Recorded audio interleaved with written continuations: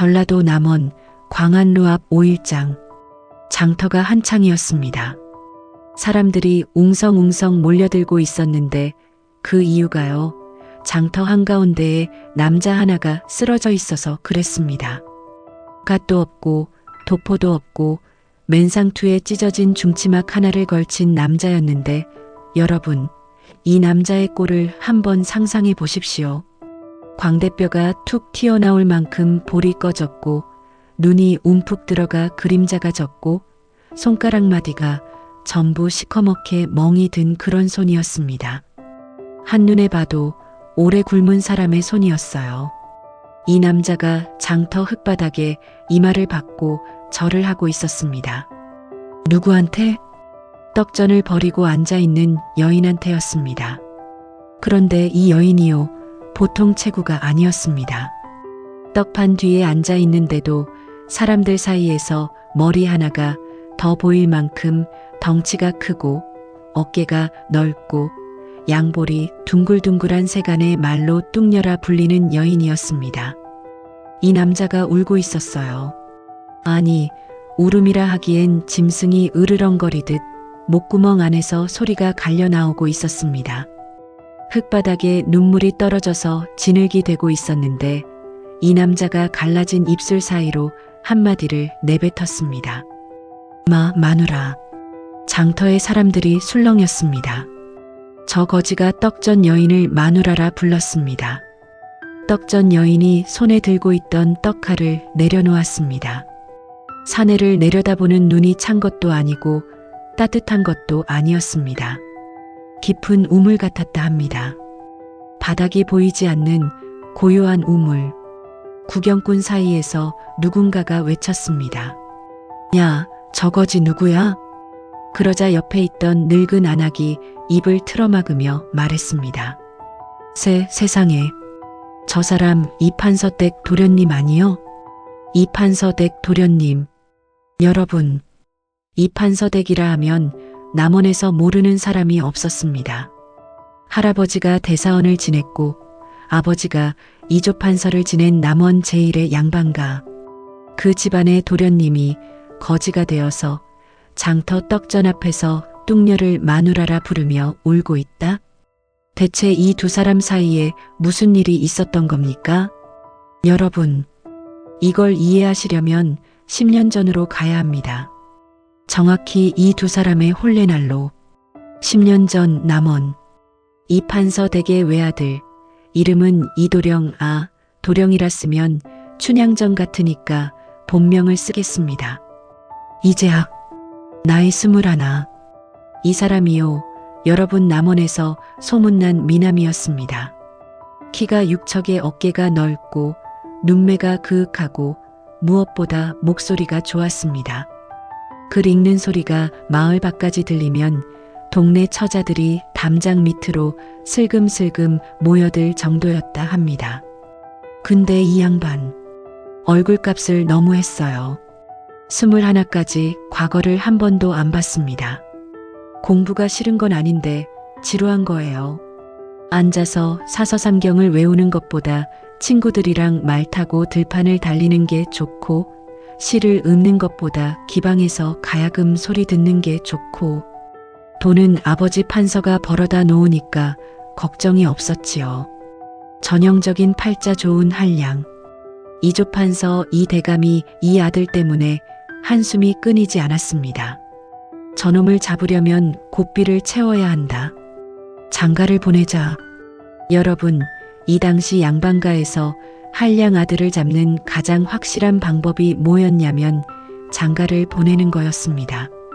며느리가 들어오면 아침마다 문안 인사를 해야 하고 살림을 꾸려야 하고 체면이라는 게 생기니까 자연히 정신을 차린다는 논리였지요. 근데 문제가 있었습니다. 이 대감이 혼처를 알아보았는데 사방에서 거절이 들어온 겁니다. 왜? 이재학이라는 놈의 한량 소문이 남원을 넘어 전주까지 퍼져 있었거든요. 기방 출입에 노름까지 한다는 소문. 어느 양반가에서 딸을 보내겠습니까? 그때 중매쟁이 박 씨가 찾아왔습니다. 대감마님, 구례 쪽에 오씨 성을 가진 농가가 있는디요. 딸이 하나 있습니다. 양반가냐? 아닙니다.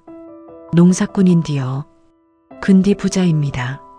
논이 200마지기에 밤나무 산을 하나 갖고 있고 소가 8마리입니다. 이 대감의 눈이 반짝였습니다. 솔직히 말해서 이 판서댁도 재정이 넉넉지 않았어요. 관직은 높았지만 청렴한 양반이라 녹봉 외에 재산이 별로 없었고 아들이 돈을 쓰는 속도를 감당하기가 점점 버거웠습니다. 딸이 나이가 20입니다. 20이면 늦었는디 왜 시집을 못 갔느냐? 박 씨가 헛기침을 했습니다. 그것이 체구가 좀 있습니다. 좀 있다니? 많이 있습니다. 여러분, 구례 오씨 농가의 딸 오복녀. 이 여인의 이야기를 좀 해야겠습니다. 오복녀. 이름부터가 복이 많을 여자였는데 이름값을 했는지 못했는지는 사람마다 말이 달랐습니다. 어릴 때부터 밥을 잘 먹었고 밥을 잘 먹으니 몸이 컸고 몸이 크니 힘이 셌고 힘이 세니 일을 잘했습니다. 15살 때 장정 2명이 들어야 하는 쌀가만 일을 혼자 번쩍 들어서 아버지가 기겁을 했다는 일화가 전해집니다. 그런데 이 여인이 단순히 힘만 센 게 아니었어요. 머리가 비상했습니다. 아버지 오씨가 글을 몰랐는데 복녀가 8살 때 서당 밖에서 훈장의 글 읽는 소리를 몰래 듣고 혼자서 천자문을 뗐습니다. 12살 때는 아버지의 농사 장부를 대신 쓰고 있었고 16때는 구례 오일장에서 밤을 직접 팔며 흥정을 했는데 상인들이 혀를 내둘렀다 합니다. 저 처자한테 속아서 죗값에 넘기면 다행이다. 그러니까 이 여인은 몸도 크고 힘도 세고 머리도 좋았던 겁니다. 다만 조선이라는 시대가 여자에게 원한 건 가녀린 몸과 고운 얼굴과 순종뿐이었으니까 20이 되도록 혼처가 없었던 겁니다. 아버지 오씨가 가슴이 아팠습니다. 내 딸이 못나서가 아니라 세상 눈이 좁아서 그렇다. 그래서 중매쟁이가 판서댁에서 혼처를 찾는다는 소리를 듣고 오씨가 결심을 했습니다. 재산의 절반을 혼수로 내겠다고. 논백 마지기, 밤나무산 반쪽, 소 4마리, 양반 가문의 며느리 자리를 돈으로 산 겁니다. 여러분, 이 아버지의 마음을 생각해 보십시오. 딸이 남부럽지 않게 살기를 바라는 마음, 양반가에 가면 대접받을 거라는 기대, 재산의 절반을 내놓는 게 아깝지 않았을까요? 아깝지 않았을 겁니다. 딸이니까. 그런데 그 마음이 딸을 지옥으로 보내는 길이 될 줄은. 혼례가 잡혔습니다. 혼례 당일 남원 이판서댁에 가마가 도착했습니다. 동네 사람들이 구경을 나왔는데 가마에서 내리는 신부를 보고 술렁임이 일었습니다. 쓰개치마로 얼굴을 가렸지만 체구는 가릴 수가 없었거든요. 가마꾼 넷이 끙끙대며 겨우 가마를 내려놓은 것부터가 심상치 않았고 신부가 내리자 가마가 한쪽으로 확 올라간 것을 사람들이 다 보았습니다. 이재학은 초래청에서 신부의 체구를 보고 입술을 깨물었습니다. 하지만 아버지 눈이 무서워서 내색을 하지 못했습니다. 초래가 끝나고 첫날 밤 신방에 둘이 마주 앉았습니다. 여러분, 조선시대 첫날 밤이라는 게 양가의 운명이 걸린 밤이거든요. 이 밤을 무사히 치러야 혼인이 완성되는 것이고 이 밤을 거부하면 그건 양가에 대한 모욕이었습니다. 이재학이 신부의 쓰개치마를 걷었습니다. 촛불에 비친 오복녀의 얼굴. 여러분, 못생긴 얼굴이 아니었습니다. 눈이 맑고 코가 단정하고 입술이 도톰한 분명 복스러운 인상이었습니다. 다만 이재학의 눈에는 얼굴이 보이지 않았습니다. 넓은 어깨와 두꺼운 허리와 커다란 손만 보였습니다. 기방에 가녀린 기생들과 비교하고 있었으니까요. 이재학이 아무 말도 하지 않았습니다. 고개를 돌렸습니다. 오복녀가 그 고개 돌림을 보았습니다. 평생 받아온 시선이었습니다. 처음이 아니었어요. 하지만 남편이 될 사람에게서 받는 그 시선은 차원이 달랐습니다. 심장 한가운데를 바늘로 찌르는 듯한 가늘고 날카로운 통증이 있었습니다. 이재학이 자리에서 일어났습니다. 잠깐 바람 좀 쐬고 오겠소. 나갔습니다. 그리고 돌아오지 않았습니다. 한 시즌 2시간이 지나고 2시즌이 지나고 오복녀가 방 안에서 촛불이 다 녹을 때까지 기다렸는데 신랑이 돌아오지 않았습니다. 새벽이 되어서야 하인 하나가 헐레벌떡 뛰어왔습니다. 또 도련님이 대문 밖으로 나가셨습니다. 이 판서 댁이 발칵 뒤집어졌습니다. 이 대감이 뛰쳐나왔고 하인들이 사방으로 흩어졌고 그러나 이재학은 어디에도 없었습니다. 첫날 밤에 신랑이 도망을 간 겁니다. 여러분, 신부방에 오복녀가 혼자 앉아 있었습니다.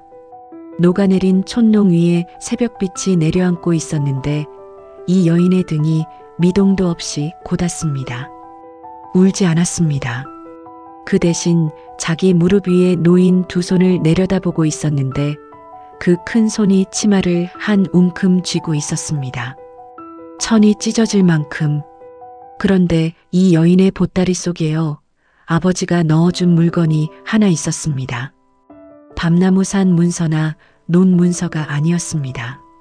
어머니가 살아있을 때 쓰던 나무 주판 하나, 구슬이 반쯤 달아있는 낡디 낡은 주판. 이 주판이 앞으로 어떤 의미를 갖게 되는지는 이 여인 자신도 아직 몰랐습니다. 신랑이 도망간 뒤 이 판서댁은 난리가 났습니다. 여러분, 조선시대에 신랑이 첫날 밤에 도망가는 건 그냥 창피한 수준이 아닙니다. 양가 모두의 체면이 완전히 무너지는 사건이에요. 이 대감 입장에서는 관직에까지 영향이 갈 수 있는 대사건이었습니다. 이 대감이 사람을 풀었습니다. 남원, 전주, 광주까지 하인들을 보내서 아들을 찾게 했지만 감감무소식이었습니다. 사흘이 지났습니다. 그 사흘 동안 오복녀는 신방에서 한 발짝도 나오지 않았습니다. 나올 수가 없었습니다. 신랑이 도망간 신부가 어떤 꼴로 시댁 식구들을 마주하겠습니까? 하인들이 문 앞에 밥상을 놓고 갔는데 손을 대지 않았다 합니다. 사흘을 굶은 겁니다. 나흘째 되던 날 아침, 오복녀가 방문을 열고 나왔습니다. 세수를 하고 머리를 단정히 빗어 올리고 시어머니께 문안 인사를 드리러 안방으로 갔습니다. 이 대감의 부인 전주 최 씨가 며느리를 보자마자 이렇게 말했습니다. 내가 무슨 면목으로 나를 보느냐? 오복녀가 큰 절을 올렸습니다. 신랑이 도망간 것은 제 부덕입니다. 하오나 혼례를 올렸으니 저는 이 집 사람입니다. 며느리 도리를 하겠습니다. 전주 최 씨의 눈이 가늘어졌습니다. 여러분, 이 시어머니라는 분이 또 보통이 아닌 사람이었는데 잠깐 이분 이야기를 먼저 해야겠습니다. 전주 최 씨, 전주 최 부자 집안의 서녀였습니다. 양반의 피가 흐르지만 첩의 딸이라는 이유로 본가에서 제대로 대접을 못 받았어요. 이 대감한테 시집 올 때도 서녀 출신이 판서댁 안주인이 될 수 있겠느냐는 수군거림을 견뎌야 했습니다. 그래서 이 여자가 평생 집착한 것이 체면이었습니다. 누구보다 예법을 철저히 지키고 누구보다 반듯하게 살림을 하고 누구 하나 흠잡을 수 없는 안주인이 되려고 이를 악물고 살아온 여자였어요. 그런데 외아들이 첫날 밤에 도망을 갔습니다. 평생 쌓아 올린 체면이 하룻밤에 무너졌습니다. 이 여자의 분노가 어디로 향했겠습니까? 도망간 아들이 아니라 며느리에게로 향한 겁니다. 내가 여자 구실을 못하니까 내 아들이 달아난 게 아니고 뭐냐? 여러분, 이 말이 얼마나 잔인한 말인지 아시지요? 도망간 건 남편인데 죄는 아내한테 묻는 겁니다.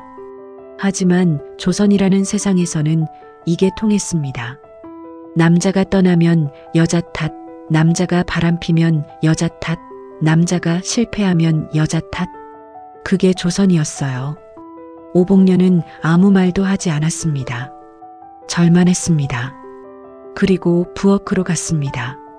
밥을 짓기 시작했습니다. 여러분, 사흘을 굶은 여자가 자기 밥이 아니라 시어머니 밥을 짓고 있었습니다. 이것이 이 여인의 시집살이의 시작이었습니다. 신랑이 없는 시집살이. 여러분, 이게 얼마나 기괴한 상황인지 상상이 되십니까? 남편이 없는데 며느리만 시댁에서 살고 있는 겁니다. 혼례는 올렸으니 이혼도 못하고 남편이 돌아올지 안 올지도 모르고 그냥 갇혀 있는 거예요. 시어머니 전주 최 씨는 며느리를 하녀 취급했습니다. 새벽에 일어나 불 지피고 밥하고 빨래하고 마당 쓸고 저녁 수라상까지 차리고 밤에는 바느질. 하인이 있었는데 왜 며느리한테 이 일을 시키느냐고요? 일을 시킨 게 아니라 벌을 준 겁니다. 시어머니가 며느리를 괴롭히는데 이유가 필요했겠습니까? 내 때문에 내 아들이 달아났다는 한마디면 충분했습니다. 오복년은 전부 해냈습니다. 덩치가 크고 힘이 세니까 일이 안 힘들었느냐고요? 아닙니다. 몸이 힘든 게 아니라 마음이 부서지고 있었습니다. 아무도 알아주지 않는 곳에서 자기를 버린 남편을 기다리며 자기를 미워하는 시어머니를 섬기고 있으니까요. 그런 와중에 이 여인이 한 가지를 놓지 않았습니다. 밤이면 부엌 아궁이 앞에 쪼그리고 앉아서 주판을 튕겼습니다. 딸깍딸깍. 어머니가 남긴 주판알을 튕기며 이 판서댁의 살림 숫자를 하나하나 머릿속에 넣고 있었습니다. 쌀이 한 달에 얼마나 나가고 하인 품삯이 얼마이고 세금이 얼마이고. 이 여인은 시키지도 않은 셈을 매일 밤 혼자 하고 있었던 겁니다. 왜? 여러분, 왜 그랬을 것 같습니까? 남편이 돌아올 때를 대비하고 있었던 겁니다.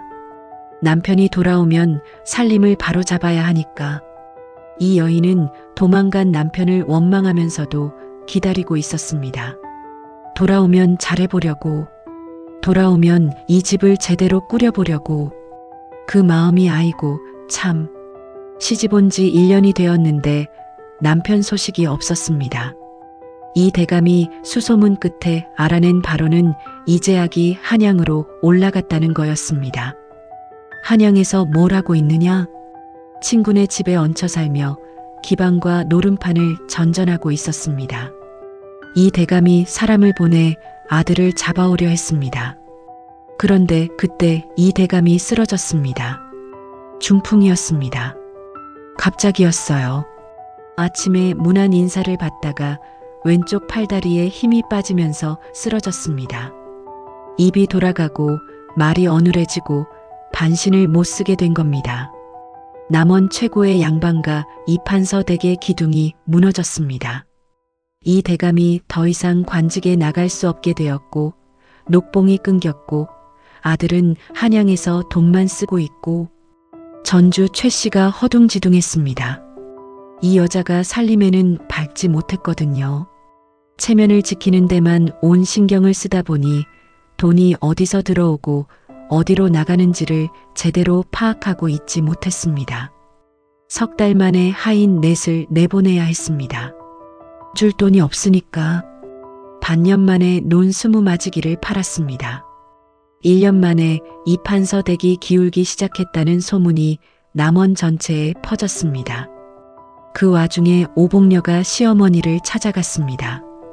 어머님, 살림을 제가 맡겠습니다. 전주 최 씨의 눈이 뒤집어졌습니다. 내가? 농사꾼의 딸이 양반가 살림을 맡겠다고? 밭에서 나는 곡식이나 장터에서 도는 돈이나 셈은 같습니다. 건방지다. 내 주제에 쫓겨났습니다. 여러분, 이 대목에서 이 이야기를 들으시는 분들 가슴이 답답하실 겁니다. 며느리가 손을 내밀었는데 시어머니가 그 손을 쳐버린 거니까요. 자존심 때문에, 체면 때문에, 농사꾼의 딸한테 도움을 받느니 망하는 게 낫다는 그 어리석은 자존심 때문에 이 판서댁이 하루가 다르게 무너지고 있었습니다. 그리고 바로 그 무렵 한양에서 소식 하나가 날아왔습니다. 이재학이 노름빚을 200냥이나 지고 빚쟁이들에게 쫓기고 있다는 소식. 전주 최 씨의 손에서 찻잔이 떨어져 산산조각이 났습니다. 남편은 쓰러졌고 아들은 빚더미에 앉았고 재산은 녹아내리고 있고 이 집안을 붙들 사람이 아무도 없었습니다. 아무도. 부엌에서 딸깍딸깍 주판 소리가 들려오고 있었습니다. 시집 온 지 이태가 되었습니다. 이 판서댁은 양반가의 껍데기만 남아 있었습니다. 하인이 한 명으로 줄었고 안채의 기와가 깨져도 고칠 돈이 없었고 끼니를 세 끼에서 2끼로 줄여야 했습니다. 이 대감은 안방에 누워서 천장만 바라보고 있었고 전주 최 씨는 매일 한숨만 쉬고 있었습니다. 그런 와중에도 오복녀가 이 집을 지키고 있었습니다. 새벽에 일어나 아궁이에 불을 지피고 시아버지 약을 다리고 시어머니 밥상을 차리고 그리고 남는 시간에 몰래 장터에 나가서 일을 했습니다. 무슨 일을? 떡을 만들어 팔았습니다. 이 여인이 어릴 때 어머니에게 배운 것 중 하나가 떡 만드는 솜씨였거든요. 특히 굴에 밤을 넣은 밤절편이 일품이었는데 이걸 광안루 앞 장터에서 조금씩 팔기 시작한 겁니다. 처음에는 장터 귀퉁이에 멍석 하나 깔고 앉아서요. 큰 체구에 양반과 며느리가 떡을 팔고 있으니 사람들이 수군거렸습니다. 이 판서댁 며느리 아니요? 양반과 며느리가 장사를 하다니 쯧쯧. 그 뚱보 며느리 말이지? 신랑이 도망간. 등 뒤에서 쏟아지는 말들을 오복녀는 전부 들었습니다. 귀가 먹은 게 아니니까요. 하지만 이 여인은 뒤를 돌아보지 않았습니다. 떡을 썰었습니다. 깔끔하게 반듯하게. 떡 맛이 좋으니까 조금씩 손님이 붙기 시작했습니다. 1달, 2달, 석 달. 장터 귀퉁이의 멍석이 조그만 떡전 좌판으로 바뀌었습니다. 그런데요, 여러분. 시어머니가 이걸 알아버렸습니다. 전주 최 씨가 어떤 여자였습니까? 체면이 목숨인 여자. 양반과 며느리가 장터에서 떡을 판다? 이건 이 여자에게는 죽음보다 수치스러운 일이었습니다. 당장 그만두지 못하겠느냐? 오복녀가 고개를 숙였습니다. 어머님, 이달 말에 세금을 내야 합니다. 논을 또 파시겠습니까? 전주 최 씨의 입이 막혔습니다. 돈이 없었으니까요. 며느리가 떡을 팔아오는 푼돈이라도 없으면 세금을 못 내서 남은 논마저 빼앗기게 생겼으니까. 전주 최 씨가 이를 갈았습니다. 며느리에게 돈을 의지해야 한다는 사실이 이 여자의 자존심을 갈기갈기 찢고 있었습니다. 하지만 다른 방법이 없었습니다. 전주 최 씨는 눈을 감았습니다. 모르는 척하기로 한 겁니다. 며느리가 장터에 나가는 것을 보지 못한 척, 떡 파는 돈으로 세금을 내는 것을 모르는 척. 비겁했습니다. 여러분, 솔직히 이 시어머니는 비겁한 사람이었어요. 하지만 비겁한 사람에게도 이유는 있었습니다. 평생을 체면으로 버텨온 사람이 체면을 벗는 건 껍질을 벗기는 것과 같았으니까. 살이 드러나면 아프거든요. 이태가 3년이 되고 3년이 5년이 되었습니다. 오복녀의 떡전이 커지고 있었습니다. 이 여인이 단순히 떡만 판 게 아니었어요. 주판을 매일 밤 튕기던 여자가 장사에 눈을 뜨기 시작한 겁니다. 떡에 들어가는 쌀과 밤의 원가를 계산하고 계절마다 가격을 다르게 책정하고 5일장 날짜에 맞춰 떡의 종류를 바꾸고 단순한 떡장수가 아니라 장사꾼의 머리로 떡을 팔기 시작한 겁니다. 5년이 지나자 광안루 앞 장터에서 오복녀의 떡전을 모르는 사람이 없게 되었습니다. 떡전 하나가 좌판 3개로 늘었고 일꾼 2명을 두게 되었고 장터 상인들이 인사를 하기 시작했습니다. 그런데 말입니다. 이 여인이 떡만 판 게 아니었습니다. 여러분, 이 대목이 중요한데요. 떡전을 하면서 장터 상인들의 물건 흐름을 전부 파악하고 있었습니다. 어떤 물건이 어느 계절에 많이 팔리는지, 어디서 가져오면 싼지, 어디로 보내면 비싼지, 구례에서 밤을 사서 남원에서 파는 것부터 시작해서 소금, 포목, 한약재까지 눈을 넓히고 있었습니다. 이 여인의 보따리 속 주판알이 밤마다 쉬지 않고 돌아가고 있었어요. 하지만 여러분, 이 모든 것이 하루아침에 무너질 뻔한 사건이 벌어졌습니다. 시집 온 지 7년째 되던 해, 한양에서 이재학이 보낸 사람이 내려왔습니다. 편지 한 통이었는데 거기에 적혀있던 내용이 여러분, 이건 진짜 피가 거꾸로 솟는 내용이었습니다. 이재학이 한양의 기생과 살림을 차렸다는 겁니다. 그것도 모자라서 이혼을 요구했습니다. 정확히 말하면 오복녀를 내쫓고 기생을 정실로 들이겠다는 내용이었습니다. 어차피 뚱녀와는 부부의 정이 없으니 살림이나 정리하고 친정으로 돌아가시오. 이 편지를 오복녀가 읽었습니다. 글을 읽을 줄 아는 여자였으니까요. 한 글자 한 글자 읽어 내려가는데 이 여인의 손이 떨린 게 아니었습니다. 편지를 쥔 손에 핏줄이 울퉁불퉁 돋아오르고 편지 끝자락이 구겨지고 있었습니다. 손에 힘이 들어간 겁니다. 분노의 힘. 하지만 이 여인이 찢어버린 건 편지가 아니었습니다. 오복녀가 편지를 반듯하게 접어서 보따리 깊숙이 넣었습니다. 그리고 시아버지 방으로 갔습니다. 중풍으로 누워있는 이 대감. 말은 어눌하지만 귀는 살아있는 이 대감에게 오복녀가 조용히 말했습니다. 아버님, 제가 이 집을 지키겠습니다. 도련님이 돌아올 자리를 만들어 놓겠습니다. 이 대감의 눈에서 눈물이 흘러내렸습니다. 말을 못하는 시아버지가 떨리는 손으로 며느리의 손등을 2번 두드렸습니다. 여러분, 이 집안에서 오복녀에게 처음으로 고마움을 표한 사람은 말을 할 수 없는 시아버지였습니다. 그날 밤, 오복녀가 아궁이 앞에서 주판을 튕기고 있었는데 이 여인의 눈빛이 전과 달랐습니다. 남편을 기다리는 아내의 눈이 아니었습니다. 전쟁터에 나가는 장수의 눈이었습니다. 이 여인이 각오를 한 겁니다. 더 이상 기다리지 않겠다고. 남편이 돌아오든 말든 이 집안을 자기 힘으로 일으켜 세우겠다고. 그런데 바로 그 순간 대문 밖에서 발자국 소리가 들려왔습니다. 한 사람이 아니었습니다. 여러 명이었습니다. 횃불빛이 담장 너머로 번지고 있었는데 관아에서 온 사람들이었습니다. 아전이 문서를 내밀었습니다. 이재학의 한양 노름빚이 500냥. 갚지 않으면 이 판서 댁의 가옥과 남은 논 전부를 압류한다는 통보. 오복녀의 주판이 손에서 떨어져 바닥에 부딪혔습니다. 주판알 하나가 굴러서 아궁이 불 속으로 들어갔습니다. 500냥.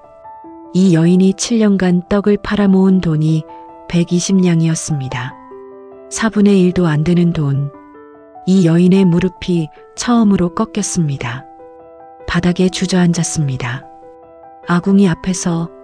하지만 여러분, 이 여인이 주저앉은 자리에서 본 것이 있었습니다. 아궁이 불 속에서 타고 있는 주판알. 그 주판알이 타면서 이상한 냄새가 나고 있었습니다. 나무가 타는 냄새가 아니었습니다. 뭔가 기름 같은. 오복녀가 부직갱이로 주판알을 꺼냈습니다. 주판알 안이 비어 있었습니다. 속이 빈 주판알. 그리고 그 빈 속에서 작은 종이 한 조각이 반쯤 그을린 채 나왔습니다. 어머니의 주판에 무언가가 숨겨져 있었던 겁니다. 반쯤 그을린 종이 조각.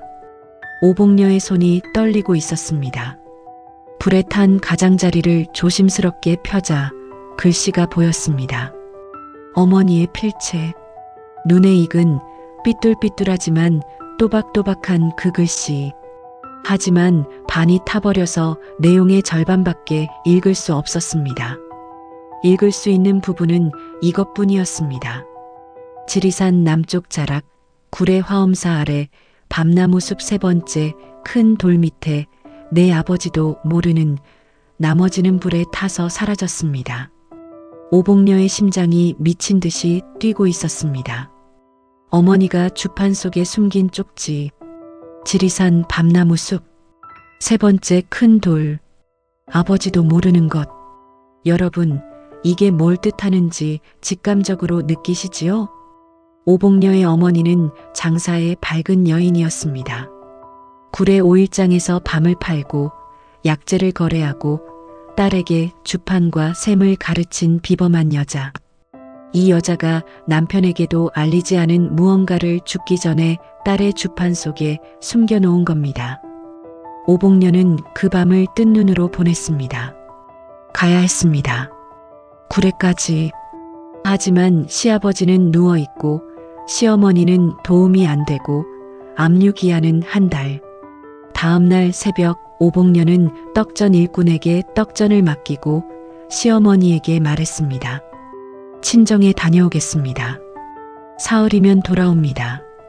전주 최 씨가 눈을 부라렸습니다. 이 판에 친정이 무슨 친정이냐? 아버지 산소에 한 번만 다녀오겠습니다. 거짓말이었습니다. 아버지 오 씨는 아직 살아 있었거든요. 하지만 오복녀는 주판 속 비밀을 시어머니에게 말할 수 없었습니다. 확인도 안 된 것을 말했다가 헛된 기대만 주고 싶지 않았으니까. 오복녀가 남원을 나섰습니다. 남원에서 구례까지 걸어서 하루 반. 이 여인의 큰 체구가 지리산 자락의 산길을 걸어가고 있었습니다. 3월이었는데 산바람이 차가웠고 길이 험했습니다. 하지만 걸음을 멈추지 않았습니다. 구례에 도착한 오복녀는 먼저 친정에 들렀습니다. 아버지 오 씨는 늙어 있었습니다. 7년 사이에 허리가 굽었고 눈이 흐려졌습니다. 딸을 보자 아무 말도 못하고 입술만 떨었습니다. 아버지, 살았구나. 그 한마디에 오복녀의 눈에서 눈물이 쏟아졌습니다. 7년을 참았습니다. 시집에서 한 번도 울지 않았습니다. 시어머니 앞에서도 남편의 이혼 편지를 읽을 때도 압류 통보를 받을 때도 이를 악물고 참았는데 아버지의 살았구나 한마디에 댐이 무너지듯 터진 겁니다. 여러분, 아무리 강한 사람도 아버지 앞에서는 아이가 됩니다. 한참을 울고 나서 오복녀가 아버지에게 물었습니다. 아버지, 어머니가 지리산 밤나무 숲에 뭔가를 묻어두셨습니까? 오 씨의 눈이 커졌습니다. 밤나무 숲? 화엄사 아래? 예, 나는 모르는 일이다. 내 어머니가 뭘 묻어뒀다고? 모르는 게 맞았습니다.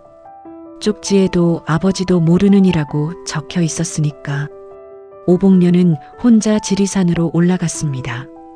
화엄사 아래 밤나무 숲.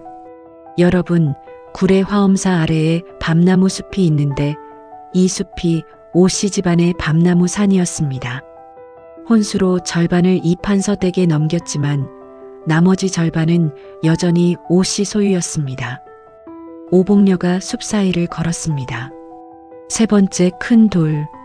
큰 돌이 여러 개 있었는데 세 번째가 어디인지 한참을 헤맸습니다. 해가 기울고 있었습니다. 그때 밤나무 한 그루 아래에 이끼가 두텁게 낀 바위 하나가 보였습니다. 크기가 사람 한 명은 좋게 가릴 만했고 주변의 다른 돌들과 달리 밑동이 살짝 들려 있었습니다. 누군가가 일부러 들어서 다시 놓은 흔적. 오복녀의 심장이 귀까지 울리고 있었습니다. 이 여인이 그 큰 돌을 들어 올렸습니다. 보통 사람이었으면 엄두도 못 냈을 겁니다. 하지만 쌀가마니를 번쩍 드는 여자였으니까요. 이가 악물리고 두 팔에 핏줄이 솟고 등허리에 땀이 흥건히 배었지만 돌이 들렸습니다. 돌 밑에 구덩이가 있었습니다. 구덩이 안에 기름종이에 쌓인 보따리 하나. 오복녀가 보따리를 꺼내 기름종이를 벗겼습니다. 안에는 두 가지가 있었습니다. 첫째, 돈. 엽전 묶음과 은자가 섞여 있었는데 세어보니 300냥이었습니다. 둘째, 편지 한 통. 어머니의 글씨였습니다. 복녀야, 이 돈은 내 아버지가 밤을 팔아번 돈 중에서 내가 20년에 걸쳐 조금씩 떼어놓은 것이다. 내 아버지는 착한 사람이지만 돈을 모르는 사람이다. 내가 이것을 숨긴 것은 내가 정말로 벼랑 끝에 섰을 때 이것이 널 살릴 수 있기 때문이다. 주판 속에 넣어두니 내가 주판을 놓지 않는 한 이 비밀은 내 것이다. 엄마가 미안하다. 미리 말해주지 못해서. 여러분, 오복녀가 밤나무 숲에 주저앉아서 편지를 가슴에 안고 울었습니다. 하늘이 무너지는 듯한 곡성이었습니다. 돌아가신 어머니가 20년 동안 모은 돈, 한 푼, 두 푼 떼어서 딸의 비상금으로 숨겨둔 돈. 이 세상에 없는 어머니가 아직도 딸을 지키고 있었습니다. 300냥, 오복녀가 가진 120냥을 합치면 420냥. 아직 80냥이 모자랐습니다. 500냥에. 하지만 이 여인의 눈에 다시 불이 켜졌습니다. 80냥. 한 달 안에 80냥을 만들면 이 판서댁을 살릴 수 있습니다. 어떻게? 오복녀의 머릿속에서 주판알이 돌아가기 시작했습니다. 구례밤. 지금이 3월이면 4월 한식 전에 밤묵과 밤떡의 수요가 폭발합니다. 한식 제사에 밤이 필수거든요. 지금 밤 시세가 한 말에 2냥인데 한식 직전에는 4냥까지 뜁니다. 아버지의 밤나무 산에 묵은 밤이 창고에 쌓여 있었습니다.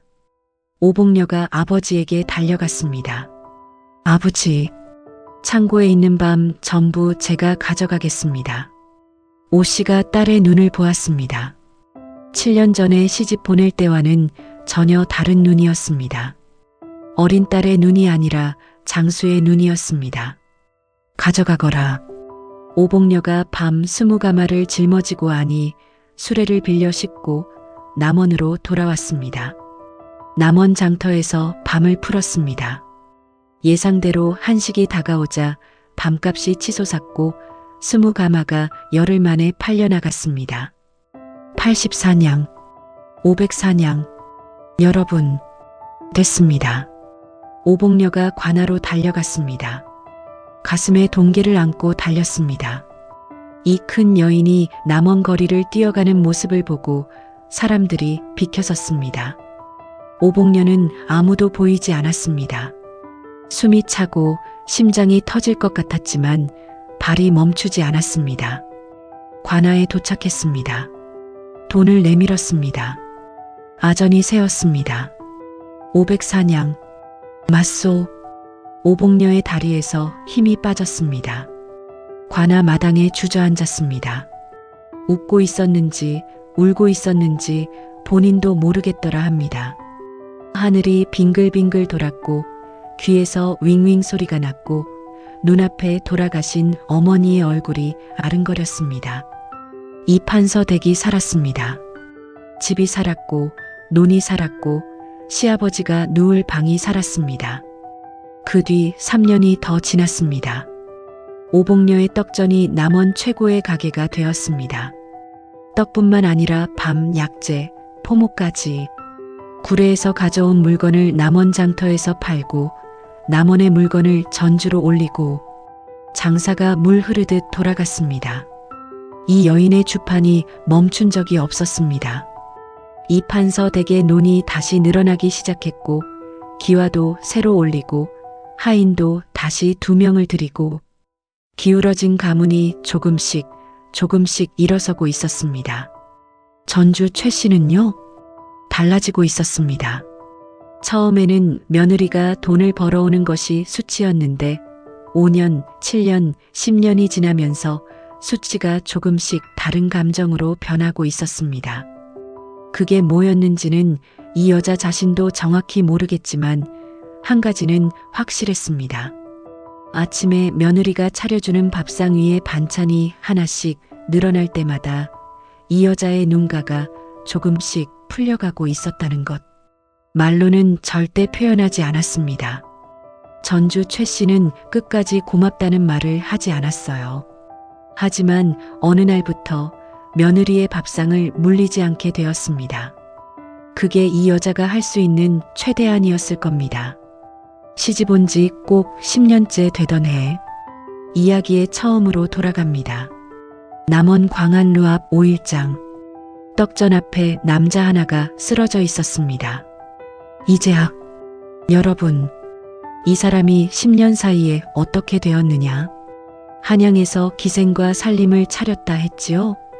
그 기생이 이재학의 돈이 떨어지자 떠났습니다. 노름빚은 눈덩이처럼 불어났고 친구들은 하나둘 등을 돌렸고 마지막에는 빚쟁이에게 맞아서 이가 2개나 부러졌습니다. 판서의 아들이라는 후광은 아버지가 쓰러진 뒤로 한 줌의 가치도 없었습니다.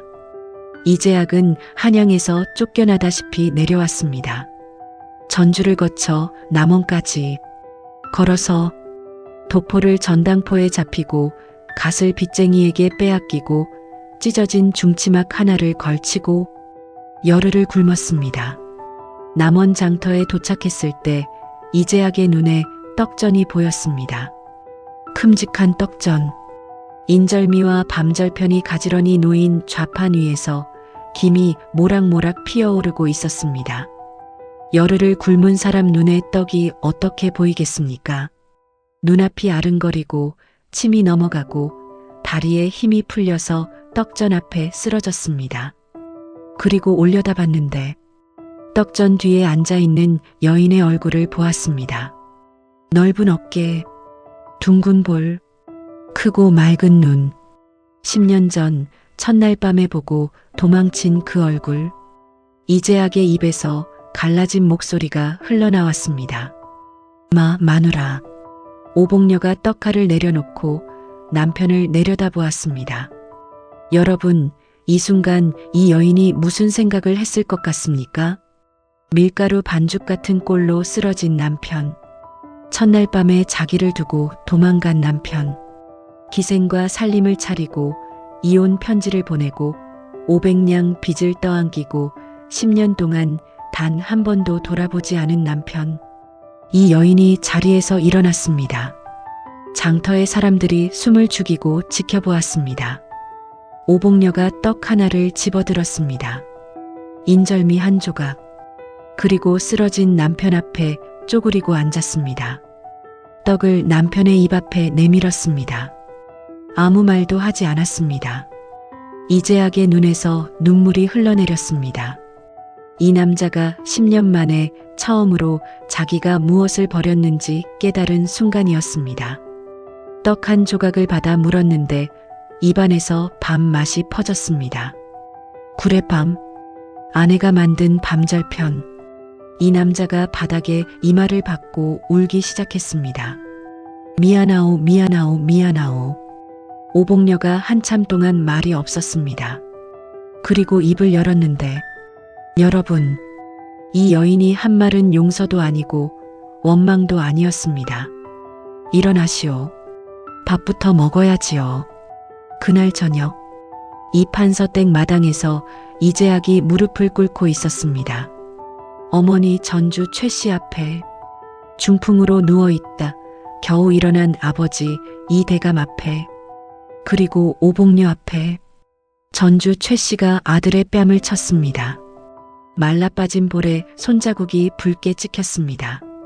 이 가문을 내가 무너뜨리고 이 며느리가 살렸다. 내가 사람이냐? 이재학이 아무 말도 하지 못했습니다. 이 대감이 떨리는 손으로 오복녀를 가리켰습니다. 말이 어눌했지만 한마디가 들렸습니다. 며느리가 이 집의 주인이다. 그 말을 들은 전주 최 씨의 눈에 처음으로 눈물이 비쳤습니다. 10년이 걸렸습니다. 이 시어머니가 며느리를 인정하기까지 꼬박 10년. 그 뒤 이재학이 하루아침에 달라졌느냐고요? 아닙니다. 그런 이야기가 아닙니다. 이재학은 오래 알았습니다. 몸도 마음도. 열흘을 굶은 몸이 회복되는데 석 달이 걸렸고 노름의 손버릇이 사라지는 데는 더 오래 걸렸습니다. 오복녀가 이 남자를 용서했느냐고요? 글쎄요. 그건 이 여인 본인도 대답하지 못한 질문이라 합니다. 다만 이 여인이 한 것은 남편에게 떡전에 허드렛 일을 시킨 것이었습니다. 떡 배달을 시키고 장터에서 짐을 나르게 하고 구례까지 밤을 실어오게 하고 양반이 산 것의 일을 하는 거냐고요? 이재학은 아무 말도 못했습니다. 할 수 없었습니다. 자기가 뭘 했는지 아니까. 그리고 일을 하면서 조금씩, 아주 조금씩 이 남자의 눈에서 흐림이 걷히기 시작했습니다. 아내가 10년간 무엇을 했는지를 매일 옆에서 보게 되었으니까요. 새벽에 일어나 떡을 만드는 아내의 등을 보았고 주판을 튕기며 장부를 정리하는 아내의 옆얼굴을 보았고 장터 상인들이 아내에게 고개를 숙이며 인사하는 것을 보았습니다. 그리고 어느 날 이재학이 아내에게 물었다 합니다. 나를 왜 받아줬소? 오복녀가 주판을 멈추지 않고 답했습니다. 떡전에 일손이 부족했거든요. 이재학이 피식 웃었다 합니다. 그리고 목이 메었다 합니다. 이 남자가 10년 전에 도망치지 않았더라면, 이 여인의 곁에 있었더라면, 하지만 세상에 만약이란 건 지나간 시간을 되돌리지 못합니다. 다만 남은 시간을 바꿀 수는 있었습니다. 이야기의 끝. 남원 광안루 앞 5일장에 떡전이 하나 있었답니다. 주인은 덩치 큰 여인이었고 옆에서 짐을 나르는 남자가 있었는데 부부 사이였다 합니다.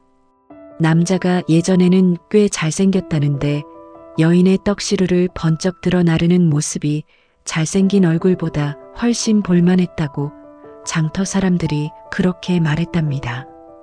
그 떡전의 좌판 한쪽에 낡은 주판 하나가 항상 놓여 있었는데 주판알이 반쯤 닳아서 숫자를 셀 수 있는 물건은 아니었다 합니다. 하지만 여인이 그 주판을 절대 치우지 않았다 합니다. 어째서였는지는 이 여인만 알고 있었을 겁니다. 이야기는 여기까지입니다.